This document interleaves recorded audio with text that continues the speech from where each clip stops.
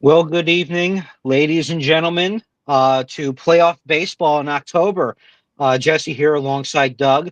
Both of us are currently watching the Toronto Blue Jays and New York Yankee game. Doug is having a blast. I am not, obviously. Uh, so we're just going to cover some of the game as it goes on, as well as maybe recap some of the wild card series as well, and just talk about that, talk about how it's gone on, and so on and so forth. So, Doug, I mean, your team is up massively right now and has had a tremendous division series. So just give us, your take on it.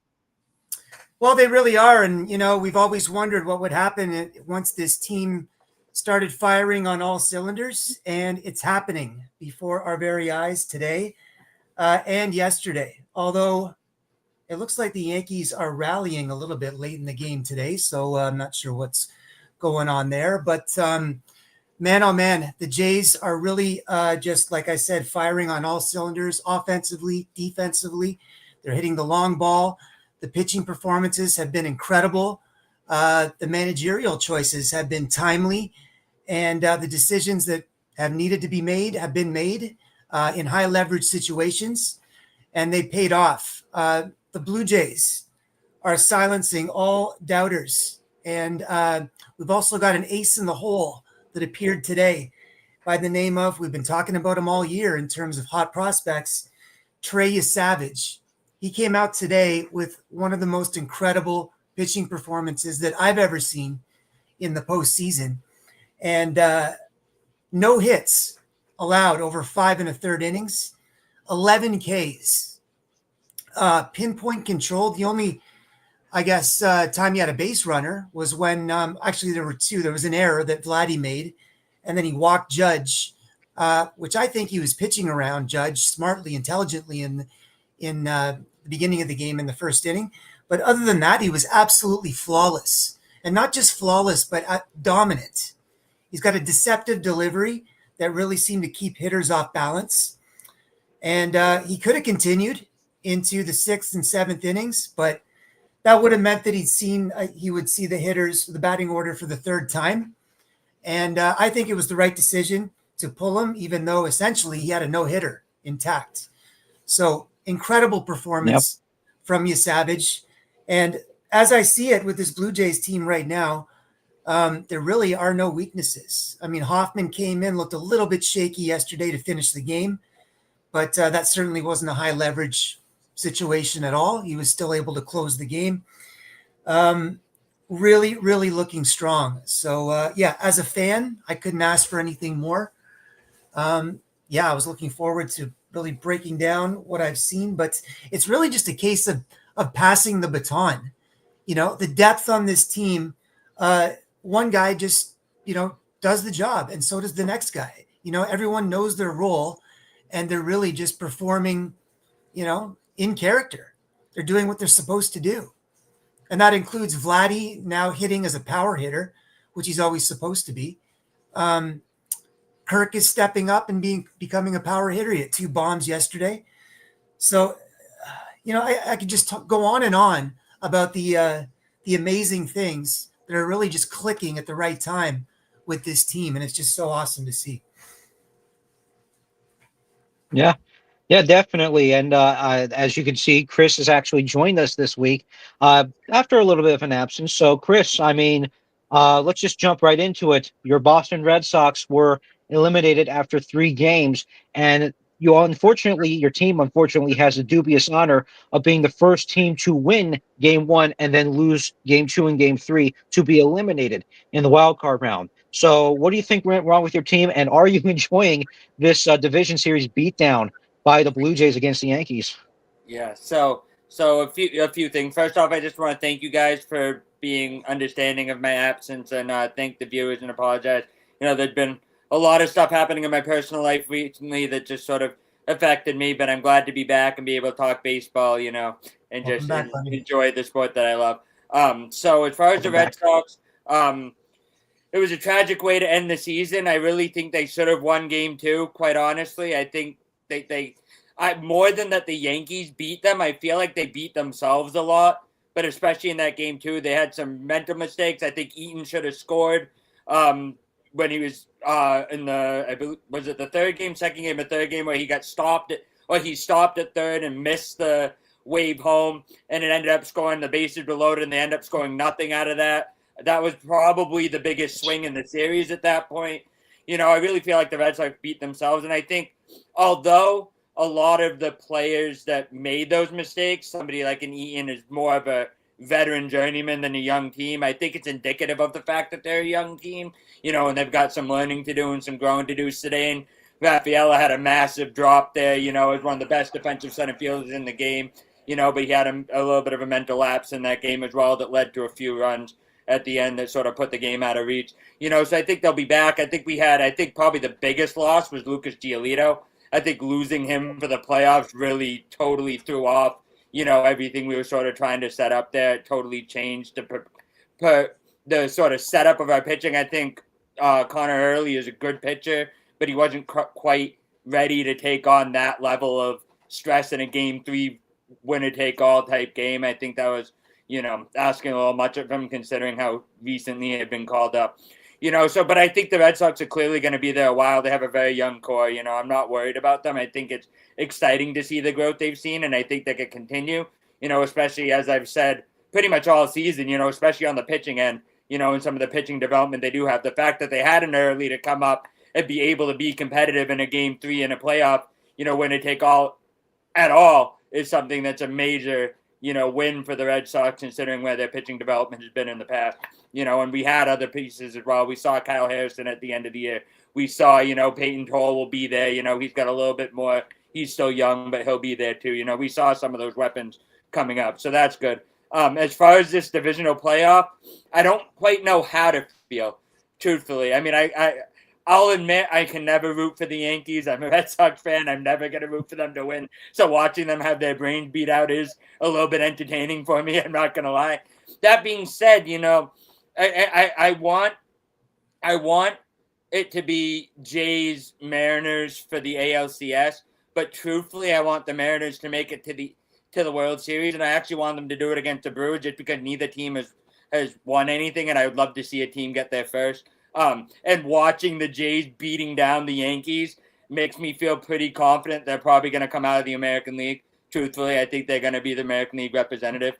And so that's a little mixed feeling to me just because I do want to see Seattle do it. Nothing against the Jays. I don't hate the Jays the way I hate, I've been bred to hate the Yankees, you know what I mean? So it's not that. It just, I sort of have a little soft spot for the Mariners, and I'd like to see them do well. And in fact, our former co-host, Will, is actually working for the Mariners now, too. Oh, wow. In the media for them. Nice. Yes. So that I've got a little connection there, too. So I'm a little bit of me trying to root for him a little bit, too, to get to go further on, But I can't lie. I do like seeing the Yankees, really struggling. And I'm not overly surprised because based on the end of the season, I know you had the run at the end against some of the weaker opponents, but by and large, I saw some glaring weaknesses in the Yankees, and I think they're being exposed in this series in a way that the Red Sox weren't able to do it. So, yeah, I would agree with you. Yeah, absolutely. And just No, go ahead. Sorry, Jesse. Yeah, definitely. Let's just talk about the Yankees for a second in this division series. They have been a mess. Especially their pitching staff has done a complete 180 for lack of better terms. We did see issues with the bullpen, especially in game 1 and even in game 2 to a certain degree, but the bullpen has just completely fallen apart. Not just the bullpen, but the entire pitching staff. Luis Gil in game 1 struggled, and then the bullpen completely fell apart.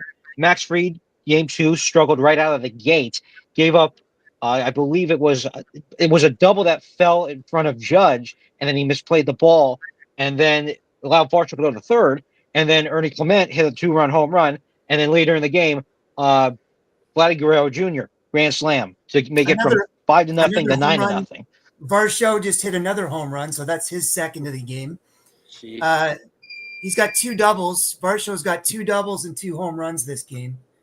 So there's their whole lineup, it seems, the Blue Jays lineup is just banging right now.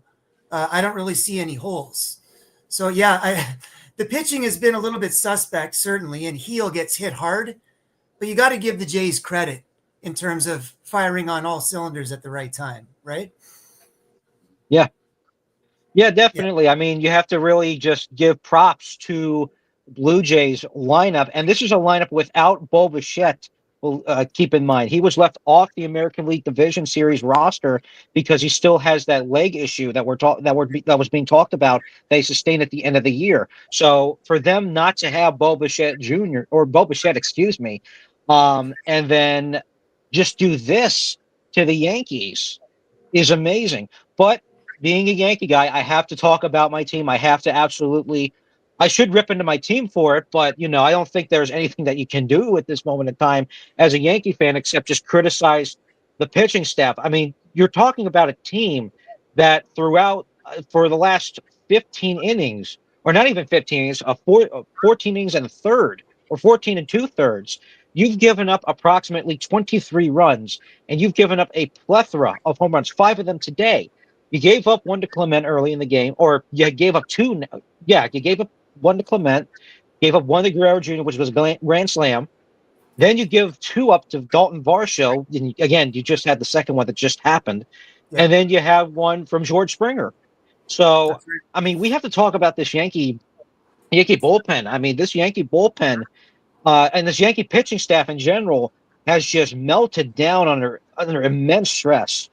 I mean, when you go back to the wild card game, yes, there were issues. Again, there were issues with regards to the bullpen in Game 1 when Max Fried came out and he put Luke Weaver in, and then he couldn't get any outs. So you blew a 1-0 lead in the top of the sixth or the top of the seventh. Then in Game 2, you had a back and forth between the Mets, or not the Mets, the Yankees and the Red Sox, or yeah, the Yankees and the Red Sox. And then yes, you got lucky with a couple of hits, and then you got lucky on that Austin Wells single down the line where Jazz Chisholm was running on a full count with two outs, and you won that game 4-3. And that's not to discount what Cam Schlittler did in Game 3. What a magnificent performance he had in Game 3. I mean, Awesome. there's no way of brushing that off. That was a fantastic outing by a rookie pitcher for the Yankees. 8 innings, 12 strikeouts, no walks. The first rookie in Major League Baseball history to do that in a postseason debut. That's amazing. He was calm. He was composed. I was very worried about putting him on the mound, especially in a big game situation like that. I knew he was probably going to start either Game 2 or Game 3 going into this because when he pitched that gem against the Baltimore Orioles before the end of the season, he had just usurped either the number 2 or number 3 spot at least from Luis Hill at the end of the season for the wild card rotation. So for him to do that, it cements himself not just in Yankee lore, but it also cements himself for 2026 for the rotation. I mean, he's not going to be put to the bullpen. You'd be crazy to think that. He is Well, cemented himself in that rotation. But yeah, go ahead. no. The question now is, with the Yankees, their backs are against the wall. What do you do? Do you start Rodon, or do you hope for another gem of a performance from Schlittler? I have to be careful with his name, Schlittler, in Game 3. Really needs a nickname. I want to call him by his nickname. Yes, But he does. He absolutely does need a name. I mean that's a very interesting question that you have there. Do you start Rodon in Game 3, and then do you wait if you do win Game 3 to put Schlittler in for Game 4? If you want my honest opinion, I think you have to go with your gut and probably put Cam Schlittler in for Game 3 yeah, on 3 days rest or 4 days rest. Excuse me. It's not as bad as 3 days rest, but you always want to try to give 5 days rest to your pitcher. But in this situation, when you're down 2-0 and you're going into Yankee Stadium for Game 3, you have to pull out your big guns. That's an elimination game, and every game after that is elimination. So you yeah, have to really think Go who's going to all, give me the all hands on best deck at that point. outing or give me the best chance. Yeah, who's going to give me the best chance to win Game 3 and force a Game 4 in Yankee Stadium, and who's going to give me a good Game 4 performance to bump it back to Rogers Center for Game 5? And I don't think the Yankees are going to win the series if it gets to a Game 5. I don't think so. I mean, they have performed poorly in Rogers Center this year. It has been poor, for lack of better terms. They have performed uh, on a completely different level of bad when it comes to the Toronto Blue Jays. And that's another thing I want to talk about with the Yankees. For the last couple of years, I've noticed this. This team has an issue where they get hot at a certain period of time, where every single player gets hot. Judge, Stanton, maybe Chisholm gets hot, Austin Wells gets hot, maybe Anthony Volpe gets hot for a couple of games, and then the pitching gets hot as well, and then the bullpen gets hot. But at the same time, everybody seems to get cold at the same time, which is why you have these mid-season collapses, which I talked about on Stadium Rant 2 months ago in early August. Why these Yankees continue to have mid-season collapses. This team has an issue with getting cold at the same time. And right now, what you're witnessing is a team that is getting cold at the same time in a bad situation in the division series where you're about to go down 2-0 going into New York. So yeah, you might be able to win a game or two in the Bronx on your home turf, but can you win game 4 at this point? I don't know. I don't know. You have to have a spark at some point in game 3 to even have a game 4, and then you got to carry that momentum into game 4, win that, and go to game 5. So and I mean, the Yankees are in some serious trouble. Yeah. Well, a couple of things I'd chime in too. I mean, I would say, we highlighted the pitching for the Yankees, and I think some of that comes from, quite frankly, the battle that the Yankees and Red Sox had where we kind of burned each other's pitchers a little bit, which is the benefit of Toronto being able to have that bye and not having that so they could set themselves up better and have better rest. But I'd also say that even back in the Wild Card Series, the Yankees had some struggles with their offense too, and you sort of alluded to the cold streak, everybody getting cold at the same time. And we're seeing some of those issues again against some really good pitching, of course, but and again, of course, Crochet was also a really good pitcher, so I mean, you faced good pitching there too, but I mean, I'd say there was some flaws on offense as well, and that's sort of being exacerbated here.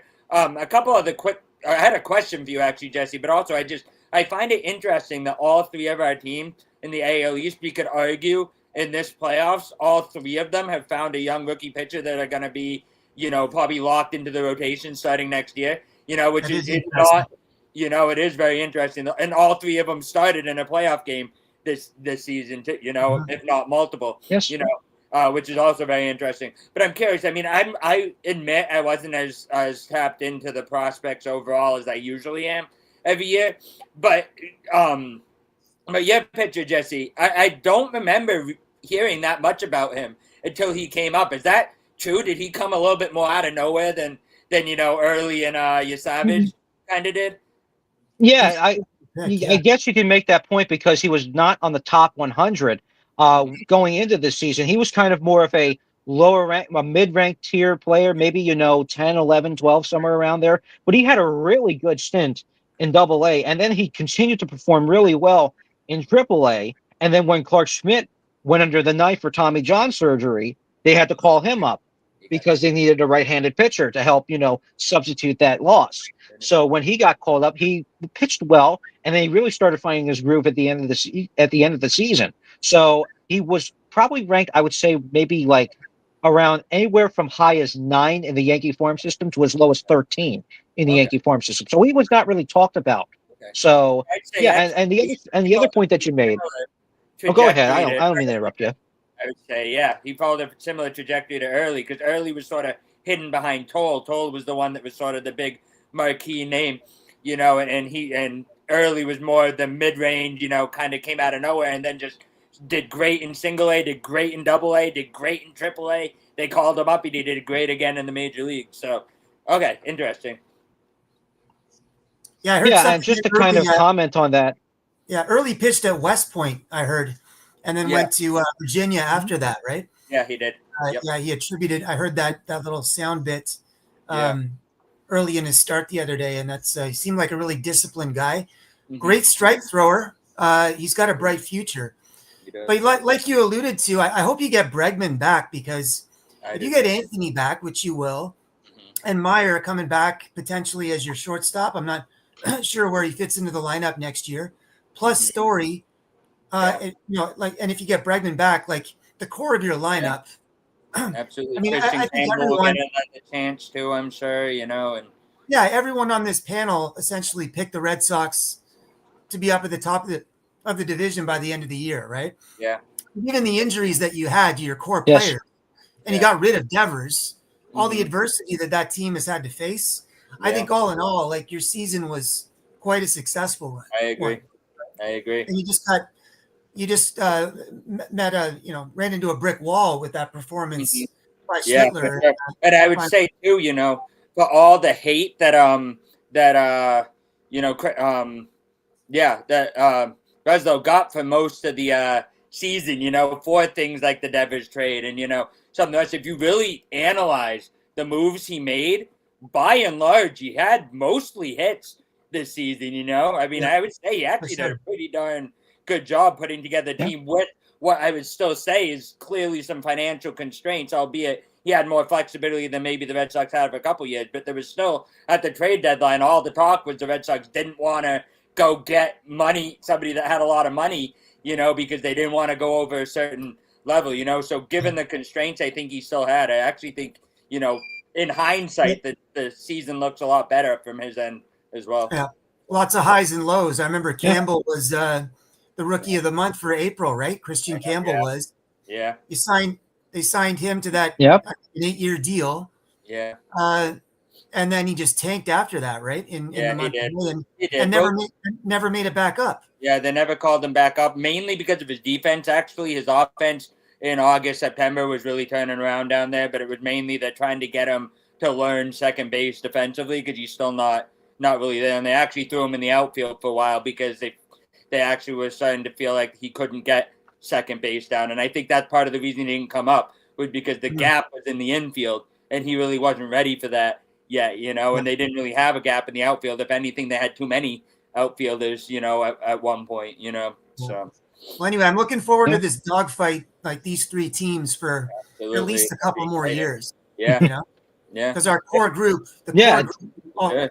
in each And case, presumably Baltimore could get back into the scrap too if they could find Exactly. pitching ever, you know. yeah, and Tampa Bay. Really, Yeah. you know, they've got Yeah. a strong core as well. Definitely. Absolutely. I mean, you know, when you look at this team, when you look at the AL East, I mean that this is not a one clear winner division. There are at least three magnificent teams that will duel it out for the next couple of years. Maybe Yeah. Baltimore comes around and you know builds something up. Maybe Tampa Bay, you know, with Chandler Simpson leading, you know, this young core, maybe they'll you know be competitors. But we'll see. We'll see. But anyway, I do want to move on to some of the other wild card series because man, this was a fun. It was a fun last week just watching all of these wild card series. I loved every single series that I watched. So I want to start off with this with the Cleveland and Detroit series. I was not expecting Detroit to pull off a comeback with regards to moving on in the postseason. I thought that they were done because don't forget they were playing a team that had just beat them in late September, essentially almost swept them out of the stadium, if not completely swept them out of the stadium. And then they had to face them again at Progressive Field. Yeah. So my money was on Cleveland easily winning against the Tigers, but somehow, in some way, the Tigers won. They won game one. They lost game two, and then they won game three. I mean, they won game three in quite convincing fashion. It was essentially 6-1 by the eighth inning or the ninth inning. And then they won the entire game 6-3 after Cleveland tried to mount a rally but couldn't capitalize. So that does wash the taste of that collapse out of their mouth just a little bit. And it's a bit more enhanced when you consider the fact that they won against a team that had just leapfrogged them, excuse me, in the division to win after the collapse. So, I mean, I looked at the entire team. The thing was that Cleveland still has good pitching. They had really good pitching during that. At least their starting pitching was really good during that series. Their bullpen was questionable, but the Cleveland offense lacks anything remotely consistent outside of Jose Ramirez. I mean, power wise, especially. That team hit virtually no home runs, had no power. They would string along a couple of hits, that's how small ball works. I mean, this team is a small ball team, but at the same time, their bullpen essentially just, I don't know what happened. I mean, the Tigers capitalized on some hits, they capitalized on some errors, and somehow they won. I mean, I was shocked. I mean, that's the best way I can put it. I was stunned. And the Well, fact that they're going to play against the Mariners now, I mean, that's wonderful. well, Well, the final month of the season, their offense underperformed dramatically. The Tigers did, right? And then, and Cleveland's offense overperformed in the final month of the season. Yes. And then in the wild card series, there was a bit of reversal of that fortune. Like, when Skubal pitches, you're going to have an absolute gem, right? Yeah. Like, he never disappoints, it seems. So if they score a few runs, Yes. 2 runs, they're going to win that game. And now their offense seems to be really picking it up, especially Kerry Carpenter. Yeah. Man, last night, he seems to own George Kirby. Now, George Kirby is a strike thrower, right? He's got pinpoint control. And Kirby last night went after Carpenter again, and Carpenter hit, a huge home run. So he's locked in. Carpenter is right now, and a few of their hitters are. So Yes. Detroit's actually a very dangerous team right now because, again, when Skubal pitches, and in most of these series, he's going to have 2 starts. Yeah. Right? When he pitches, he's only going to give up maybe 1 run, tops, 1 or 2 runs. Yeah. So if the Tigers can somehow scrap together with small ball, like you said, score 3 runs or so when Skubal pitches, that's a win. They're going to win that game. And then if they get one more win in the series, they're going to win the series essentially. And that's sort of where their advantage came in the short series, with being able to have Skubal as basically a locked win right there, which meant Cleveland had to win both other games.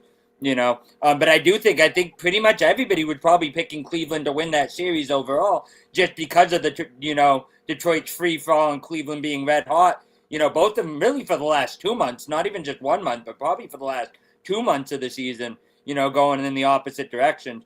But I think it's interesting. Like I said, I think the big advantage was Skubal. And then I know we're not necessarily talking about the Seattle game, obviously, but they won yesterday too against Seattle, and they've got Skubal going tonight. Right. And if the Mariners really have to win tonight's game, because if they fall down 0-2 going tomorrow night, isn't it? They play tonight or tomorrow? Oh, is it tonight? Tomorrow night? I know they play tonight, actually. Yeah, they play tonight. Okay.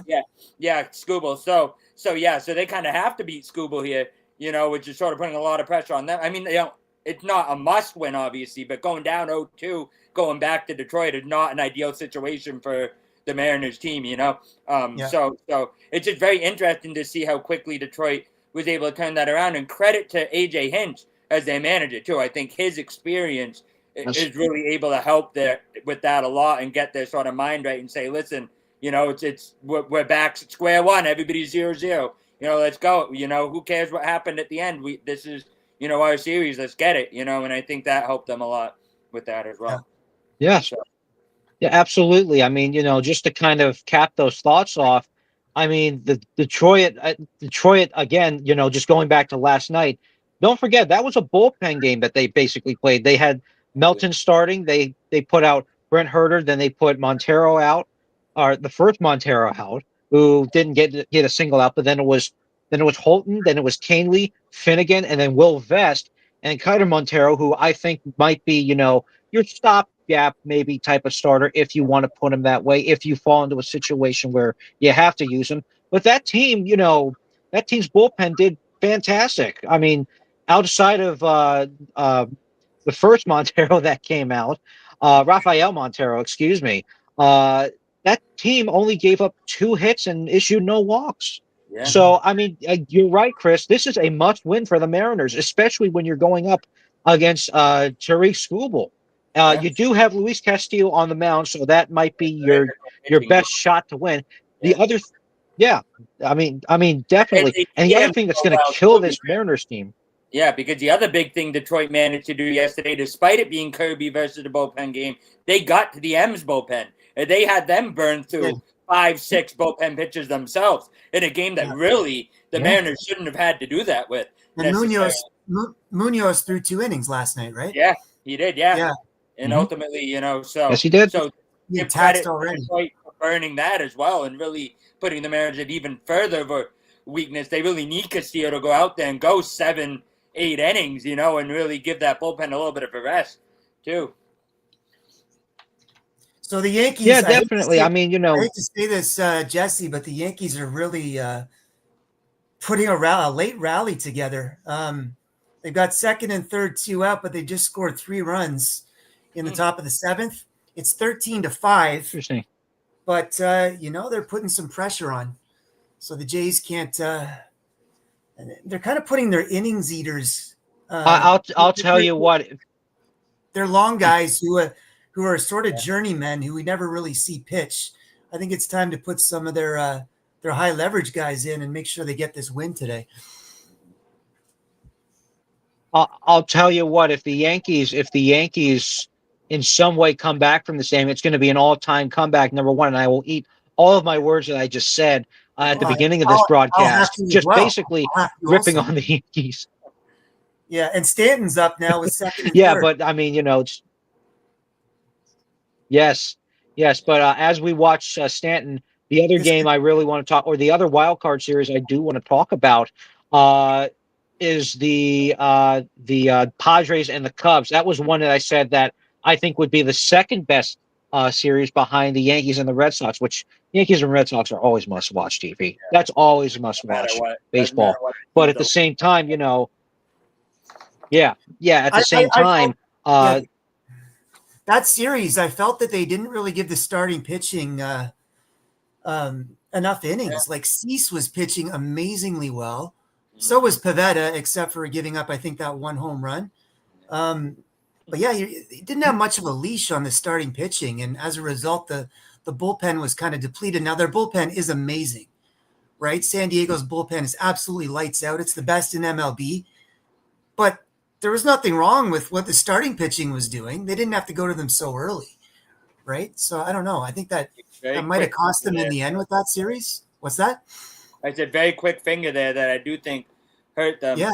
And I was talking about it, and maybe they felt some of that pressure, from the top down. I talked about it early in the year at their trade deadline when they went even more all in, and spent every last prospect they had to fill in that bullpen. And I said they better win because they already are struggling financially, and the minor leagues were already weak as it was, so to push all their chips in, they really better make sure they win. And I wonder if there's some added pressure from some of that, which made, them, pull the trigger on things faster than maybe they should have in almost like a desperation, kind of call that ended up going backwards on them, because they didn't look like the Padres team that I expected to see, coming. Yeah, nothing out of Tatis. He had that one home run from Machado, but no production out of Tatis. Yeah. Or Arias or really so anybody as else. as you two were talking, Stanton actually hit a single that scored 2 runs. So now it's 13-7. So now you've I got know. something very interesting happening here. I'm sweating. And now Tommy Nance has been knocked out of the bullpen. Yeah, Wow. I'm sweating. This is not good. Yeah, this is not what that game should be looking like right now. That's for sure. Toronto should not. No, it should not. No, it looked over. It looked over the 4th inning. Well, Savage was absolutely dominant. They couldn't touch him. Yeah. Yes, they couldn't get a hit off of him. I mean, it was unbelievable. I mean, he was fantastic through 5 innings. I mean, he was phenomenal. You'd want to talk about Cam Schlittler and how well he did. Look at what Trey Savage just did. And it's starting to kind of get withered away a little bit now as the Yankee bullpen or Yankee lineup gets into the Toronto Blue Jays bullpen. So now you've got something really interesting brewing on here. But yeah, just going back to the Padres and Cubs wild card series, that I expressed a lot of concern with regard to the San Diego Padres lineup because yes, they do have Manny Machado, and yes, they do have Fernando Tatis Jr. Problem was that outside of that, your offense is kind of weak, and you're going up against a Chicago pitching staff that can hold its own even without Cade Horton. Now, I did say that the loss of Cade Horton was going to be a thing to watch, but Chicago easily handled them in the first game. They got shut out and blanked in the second game, 3-0, and that was against Dylan Cease, who pitched great. 3 hits, 1 walk. Now he was taken out of the game early, and was replaced by Rayon, and then Mason Miller, who was again phenomenal, struck out every single batter he faced, Right. essentially.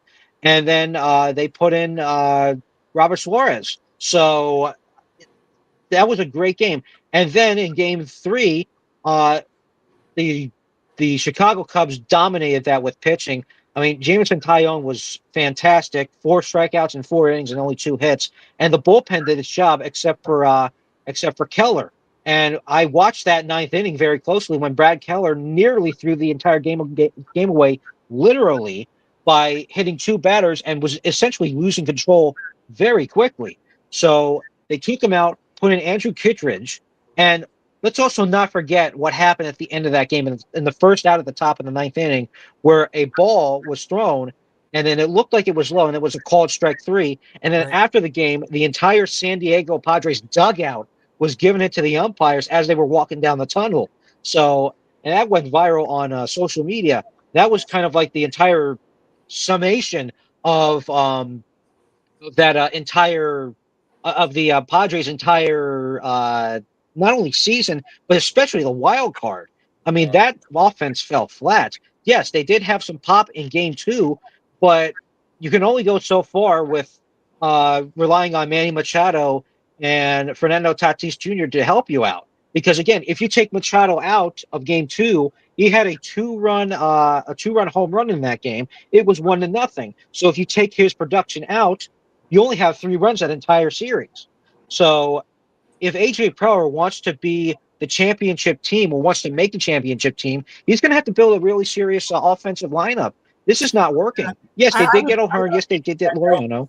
I think that lineup, to be fair, I think that lineup just kind of underperformed, right? It's not that they don't have offense past Machado and Tatis. Yeah, they got. I mean, Bogarts should be performing. I was going to say a lot more production out of him. And Jackson Merrill. Go ahead. Sorry, I was just going to say that's why I worry for the Padres too, because guys like Bogarts, he has been steadily declining the last few years, which is precisely what most of all the Red Sox fans expected to see happen. I mean, people were a little upset to see him leave just because, Mookie and Xander and all. But realistically, most of us saw this decline already kind of happening. And to give him the kind of contract he got seemed very, ill-advised at the time. And I'm not surprised to see it panning out that way. He should have definitely done more than he did. But I don't expect to see him suddenly get better. To Jesse's point, I think he's just going to continue to be a bit of a albatross for that lineup. It's fair to say that Merrill's got a higher ceiling than what he showed in the playoffs, though. I agree with that. Right? Merrill should help out. Arise should have been better than he was. I mean, he's never going to have the power, but you expect him to do a little bit more maybe than he did. But the back end of that, the back end of that lineup is an issue. And like I've sort of been saying, and why I was worried about them going all in on the bullpen when they did, is they don't have the resources to fill that offense the way that maybe they need to, or at least better balance that lineup. Because outside of paying off Xander's contract, you're likely not going to move him. They don't have the financial resources, the influx with the ownership battle, meaning, they really don't have a lot of money to spend. They don't have the trade chips to move to sort of shift pieces around unless you start shifting pitching. They're losing some of their starting pitching this offseason and pretty likely not to be able to have the money to retain them, at this point. So they're in some dire straits there in terms of being able to improve on what they have. There's not a lot of trade chips, and there's not a lot coming up the pipeline really in terms of prospects. Like Ethan Salas has been their top prospect for quite some time, right? And he's stuck in A-ball, and he's hitting like 100 or something, right? So you don't hear a lot about Padres representation in the top 100 prospects. Exactly. So Yeah, it is a shame. And don't forget, they did trade away Leo DeVry and some other prospects too. And DeVry is a really highly regarded shortstop prospect, international free agent shortstop prospect. They traded him for Mason Miller, and Mason Miller, let's not water down what he's been able to do. He's a phenomenal closer. He's a really good closer when he's on the ball. And he's easily in conversation for being one of the best closers, if not the best closer in baseball, when he is in a groove, I mean, essentially. he's not So, their I closer mean, though. He's not their closer. Suarez is their closer, right? Miller's the setup man. well, if you want to interchange the both, maybe have Suarez close one day and then Mason Miller close the next day. I mean, Right. that's a nice 1-2 punch. It really depends on Absolutely. how you're constructing that. Yeah. But you're right though. They don't have the offense to go all the way. There's no question that they're lacking in that department. It doesn't matter how great their pitching is. They're not scoring runs, and you're going to have issues like that marginal strike call surfacing, all the time because the margin of error is so small. They're just not scoring any runs, right? Yeah, definitely. I mean, you can't win a ball game if you don't score runs. There's never been a ball team or a clubhouse that's ever won a game scoring 0 runs. I've said that before, and I'll say it again. Otherwise than that, the last wild card series was the Dodgers and the Reds. I don't think anybody was expecting the Reds to win this. The Obviously, mismatch they was didn't, against but they Owen. did have some good, yeah, they did. They did have some good, moments. They had Sal Stewart, who had a decent game too. They did have maybe a good inning or two of pitching from game one and game two before their bullpen really started falling apart and their pitching fell apart. I mean, that team essentially got lucky when the Mets collapsed out of the playoff spot. I mean, that really should have been the New York Mets and the Los Angeles Dodgers in that wild card series.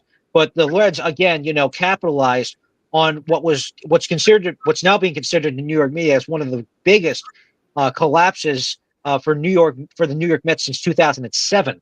I mean, and they're not wrong.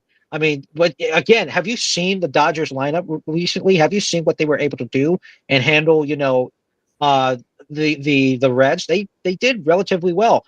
373, 440, 1.107 slash line with 5 home runs and only 15 strikeouts. Now, again, this is the Reds we're talking about, but I did launch some of their starting pitching and did launch aspects of their bullpen. So they did really well. I mean, the Dodgers did really well against the team that they were supposed to beat. Now they're going to go against the Phillies, and last night, obviously, the Phillies went up really early, and then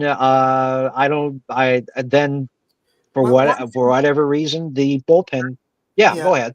No. One thing about, I mean, they really hyped up that Hunter Green start with his homecoming, right, going back to LA, and he, Hunter Green, I think, is a great pitcher. So much potential there, but he just was overmatched in that game. But last night, what I found a little bit interesting, and it irritated me a little bit, was that Ohtani is just automatically the DH, right? Like he pitched phenomenally well. He was just darting the strike zone.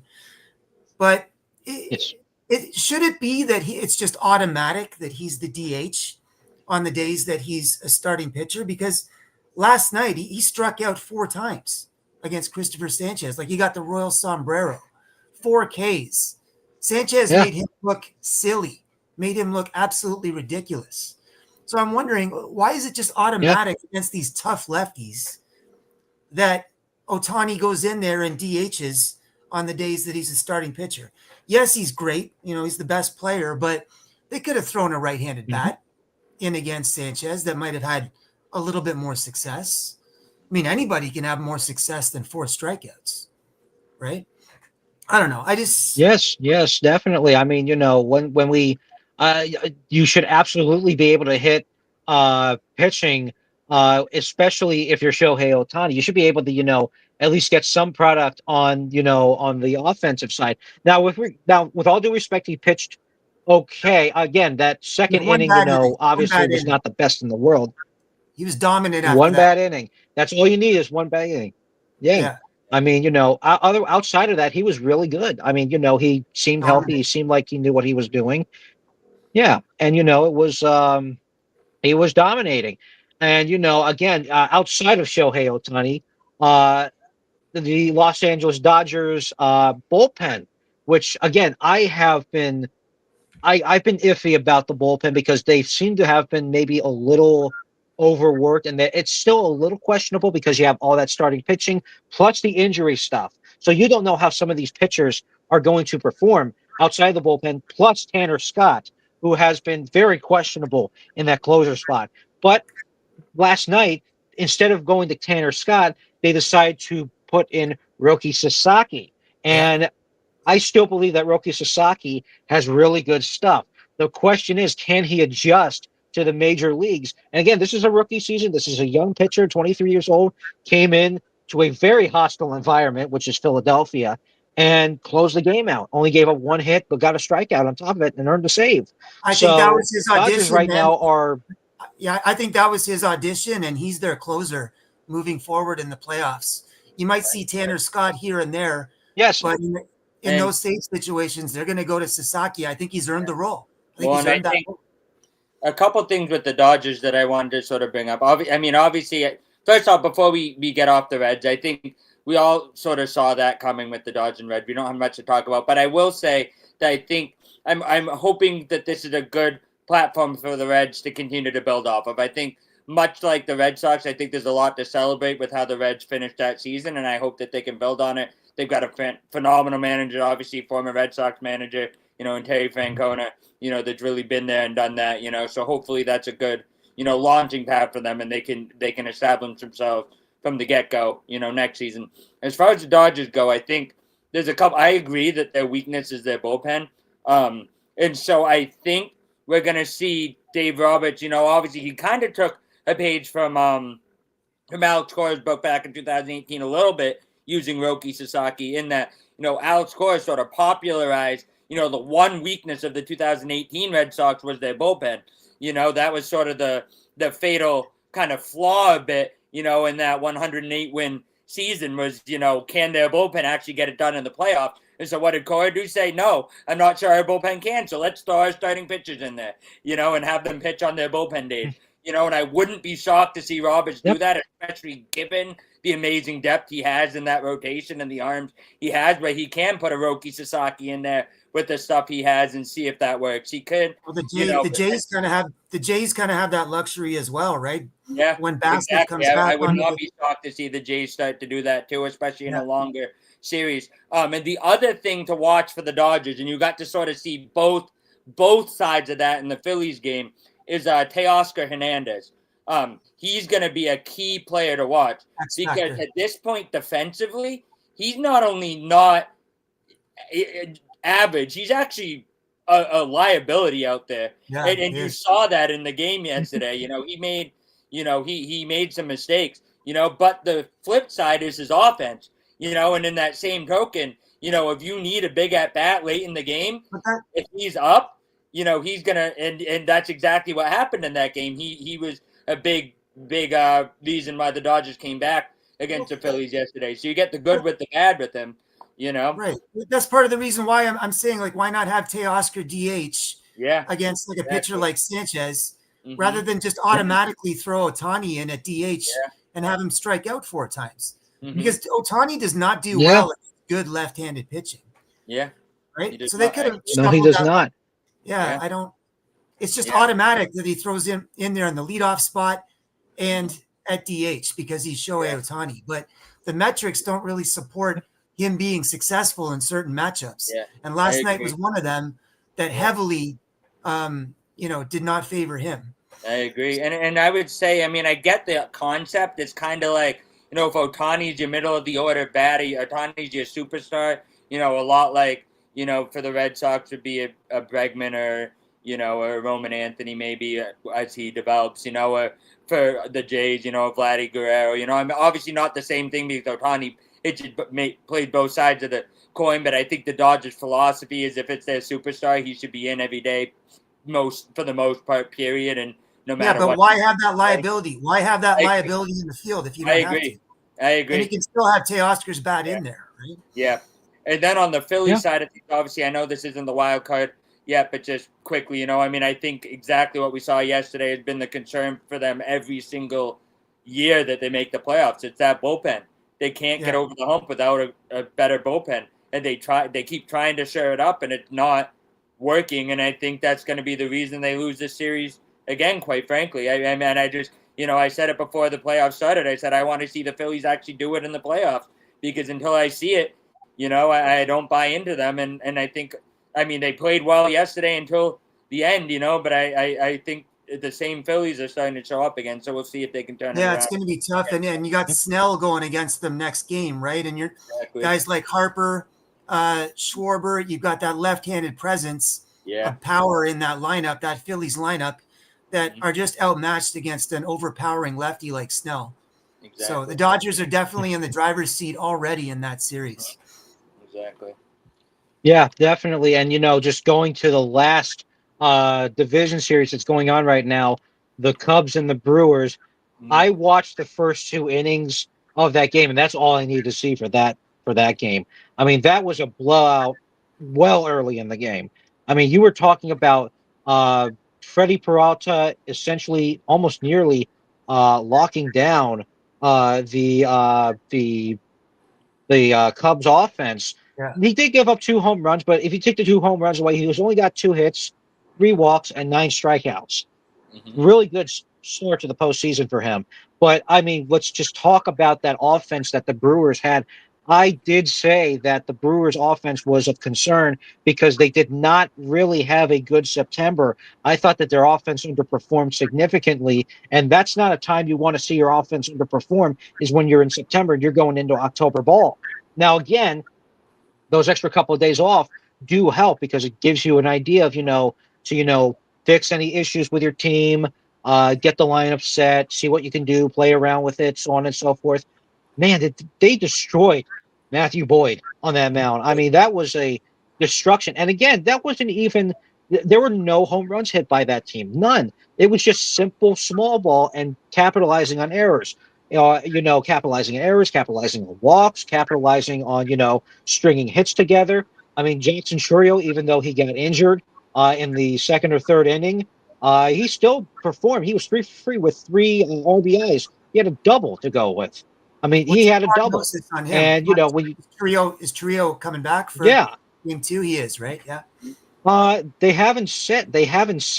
I don't believe they've made a definitive announcement on whether or not he's going to come back for game 2 or for the series in general. But regardless of Churio, that team did phenomenal. Bryce Terang, he was 2 for 5. Wilson Contreras was 2 for 5. Sal Frelick was 1 for 5. Blake Perkins was 2 for 4. And you had a number of guys on this team, and again, that everybody on the team performed, and they picked apart Chicago pitching. And again, we had just talked about how well Chicago did with their bullpen and their starting rotation. So now that you're in the division series against a team that we now can see can hit the ball really well and string hits together, that loss to Cade Horton becomes 50 times more important than what it was in the wild card series. You could have you could absolutely make do without Cade Horton in the wild card series by, changing a couple of things around. Can you make do without him when you go against the Brewers that just completely destroyed you in game 1? I don't know. I really don't know. And who you start for game 2, essentially, at that point, do you go with Ty? I was surprised that they went with Tyon over Colin Ray. I thought Colin Ray would have started one of those games in that series, right? So I guess it's a difficult decision in terms of who they're going to go with in starting pitching, but they do have options. The Cubs do. But I agree with you, and I see some similarities with the Brewers offense and that of the Blue Jays in that everyone in their lineup can perform, and they just pass the baton. If one guy goes down, another guy comes in off the bench, knows his role, performs his role, and as a result, they win. They just win. Yeah. Everyone performs. I wouldn't be stunned to see that be the World Series matchup, honestly. I could see that. I think the Brewers have a little bit more to prove. I think especially against the Dodgers, if that is ultimately what it seems like the matchup is headed towards, if that's what it ends up in the NLCS, I think the Dodgers are sort of their monkey a little bit in the playoffs, and we'll see if they can get it off their back. And just to update on Chorio, also they did testing, and the testing came back inconclusive, meaning that it's not a serious strain, but they don't know whether it'll limit him fully or not. So he's doing more testing, and he's going to be a game time decision whether or not he plays. So now, don't you think the Dodgers team this year is better than last year's Dodger team? Yeah. I kind of think they're more stacked this year, especially with pitching, than they were last year. Yeah. Well, obviously with pitching they are. Yes. I agree with that. Um, I would agree with that, to be honest with you, because again, you did get Roki Sasaki, and you're hoping he can, turn it around. You have Yamamoto, who had a really good year. You got Yeah. Blake Snell in Gonna free say Blake agency, who Snell. we know can be a good pitcher. It's just, the team does have it can easily put together a Super Bowl pen if it wants to. You Yeah. you have Emmett Sheehan as well if you want. You don't have Dustin May anymore, but that's not necessarily a loss because you're able to kind of, free and up a Kershaw space for any right other up prospects that you want. Yeah, and Kershaw. Kershaw potentially as well. I think Kershaw will return to the roster in the NLCS if and when they get there. Right? It's You would probably think safe to so, say yeah. that. Yes. Yes, absolutely. I mean, let's just really go and just end this episode off with what we're thinking for the rest of the division series and possibly beyond for the championship series as well. What are you guys thinking? Do you think there's going to be any surprises? Do you think it's going to be all high seeds? Do you think there might be a Cinderella run by the Tigers?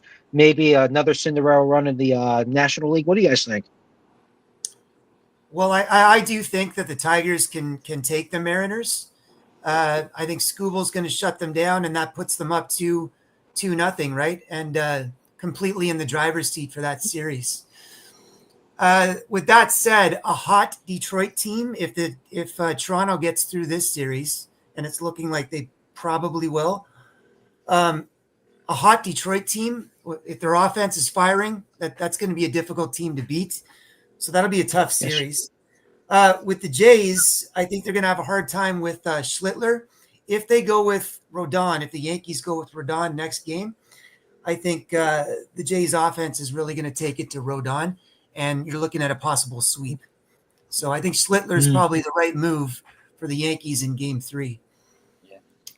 yeah. I would say I agree on Detroit. I think they've got the Mariners at this point. I mean, I know it's very early to be saying after only one game that series is kind of over, but I think if any game was a game that absolutely favored the Mariners to win, it was yesterday. And if they weren't able to win that one, I think it does not bode well for them for the remainder of the series. But you never know. They could get hot. They are a well-rounded team, so it's certainly not like they're not capable of, shutting anybody down at any time. But I do think Detroit's going to win that. I think ultimately they would not be able to beat the Blue Jays in the ALCS. I think that the Blue Jays' path to victory at this point, I don't really see anybody stopping them. But I will say the Tigers for 80% of the season were the best team in the American League. So if they get back to that level, they certainly could push Toronto. But I think based on what I see right now, I see it at Toronto's American League to lose. As far as the National League goes, I would say that I would expect. Oh, sorry, and really quick, I do think the Yankees will win one game against the Blue Jays, but I think it's only going to go 4. I think the Blue Jays will wrap it up in Yankee Stadium in Game 4. As far as the National League goes, I think the most interesting matchup is going to be the Phillies Dodgers. I think that one could go all 5, but I do see the Dodgers coming out of it. I don't think the Cubs are going to give enough of a match to Milwaukee. I just think Milwaukee's the better team right now, top to bottom, and the much deeper team, which I think matters. I think we saw that, in the playoffs right now more than anything. The depth is really making a difference for a lot of the teams who are struggling with some injuries, and I think that's going to be a big difference for the Brewers. They're just battle tested as far as their depth. But I do think it's the Dodgers' National League to lose as well. I do think the most likely scenario is the top, the Dodgers, as a 3 seed taking on Toronto as the 1 seed. I do see, that's the most likely outcome, and I don't know if there's a Cinderella story out there right now, particularly that's going to make a run at that. So. Yeah, just to kind of chime in on the end there, just with my thoughts about the current division series, I absolutely believe that the biggest potential upset, at least in terms of probability, would likely be the Tigers and the Mariners as well. Because lest we forget, the Tigers' offense can really turn it on and really be powerful when they're firing on all cylinders. Let's not forget that Kerry Carpenter is still a very good hitter when he is, in this platoon. Uh, don't forget that Gleyber Torres did have some renewed life during the season. Let's not forget that Riley Green can also hit home runs. And Spencer Torkelson quietly had a good season as well, which was his Yeah. last chance, essentially. And again, when you're putting Tariq Skubal out there on the mound in game two, now again, the Tigers offense is going to be facing Luis Castillo. And Castillo's a good pitcher. But the other thing that I think a lot of people are discounting is that there is no Brian Wu during this American League Division Series, at least between Seattle and Detroit. That's a big loss. Brian Wu was their best pitcher, and he's dealing with a pectoral inflammation issue, and he was left off the roster because it started flaring up. So They now do you have have to Logan Gilbert. They panic and got scramble Logan and Gilbert. say, Yeah, they do have Gilbert though. Right? yes, they do. Yeah.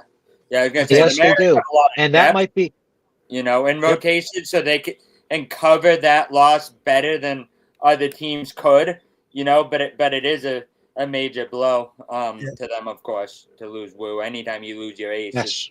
it's not ideal. But they do have the depth to cover that in some Mhm. capacity. Mhm. But again, yesterday's game was the one they really needed to capitalize on, and they didn't. Kirby versus the bullpen game should have been a great matchup for them. So. Yeah.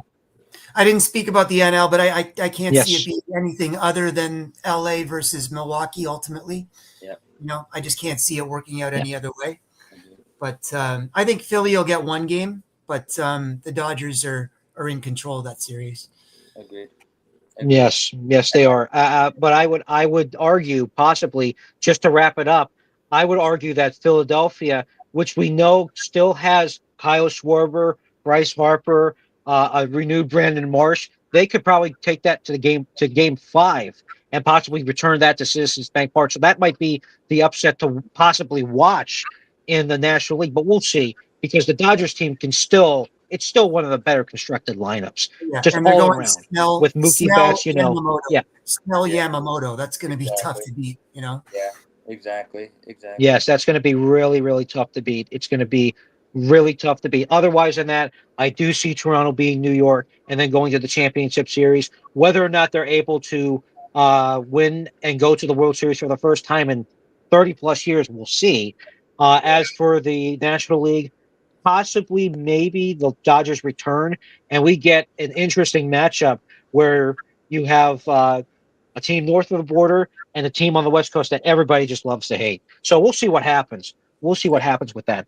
All right. So with that being said, thank you very much for everybody tuning in on this Sunday evening. Don't forget that the Yankees Blue Jays game is wrapping up relatively soon. They're in the bottom of the eighth or top of the ninth, somewhere around there. And don't forget that the Tigers and the Mariners play tonight in game two. Tariq Skubal versus Luis Castillo. That's pretty much a must-win game for Seattle if they want to stay alive. Going back to Detroit for game three on Tuesday. So we'll see what happens. For all of us here, Doug, Chris, and I at Stadium Rant on Dirty Leather, thank you everybody for tuning in and enjoy postseason baseball. Take care, guys. Thanks, guys. Enjoy.